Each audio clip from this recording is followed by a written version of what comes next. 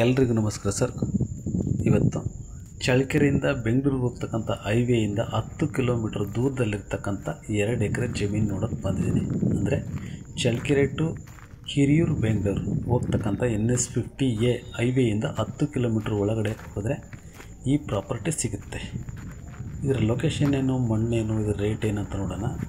First ಇದರ location ನೋಡೋದಾದರೆ ಚಳ್ಳಕೆರೆಯಿಂದ ಹಿರಿಯೂರು ಮೇಲೆ ಹೋಗ್ತಕ್ಕಂಥ NS50 ಹೈವೇಯಿಂದ 10 ಕಿಲೋಮೀಟ್ರ್ ಟಾರ್ ರೋಡಲ್ಲಿ ಹೋಗಬೇಕು.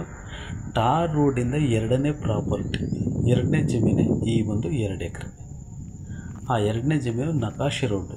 ಟಾರ್ ರೋಡ್ಗೆ ಜಸ್ಟ್ ಒಂದು 50 ಮೀಟ್ರ್ ಆಗ್ಬೋದು ಅಷ್ಟೇ.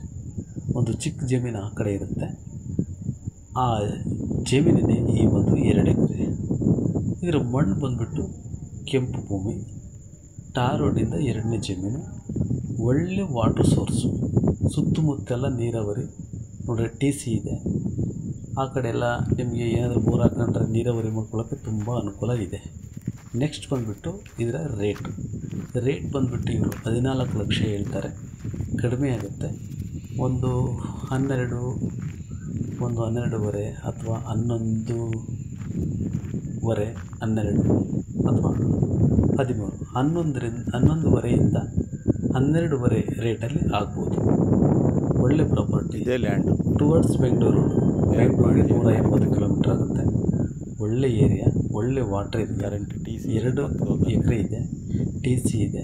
ಪಕ್ಕದಲ್ಲೆಲ್ಲ ಬೋರು, ನೀರಾವರಿ ಎಲ್ಲ ಇದ್ದಾವೆ. ಇವತ್ತು ಬೋರ್ ಅಂತ ಹಾಕ್ಸ್ಕೊಂಡ್ಬಿಟ್ರೆ ಕರೆಂಟು ಸೌಲಭ್ಯ ಎಲ್ಲ ಕೂಡ ಇದೆ. ಜಸ್ಟ್ 2 ಎಕರೆ ಬರುತ್ತೆ. ಟಾರ್ ರೋಡಿಂದ ಜಸ್ಟ್ 2 ನೋಡಿ, ಇದೇ ದಾರಿಗೆ ಇದೆ. ಅದೇ ಟಾರ್ ರೋಡ್ ಮುಂದ್ಗಡೆ ಬರ್ತಕ್ಕಂಥದ್ದು. ಆ ಒಂದು ರೋಡ್ಗೆ ಎರಡನೇ ಪ್ರಾಪರ್ಟಿ. ಒಂದು ಒಳ್ಳೆ ನೀರಾವರಿ ಆಗುತ್ತೆ. Thank you sir. Thank you very much.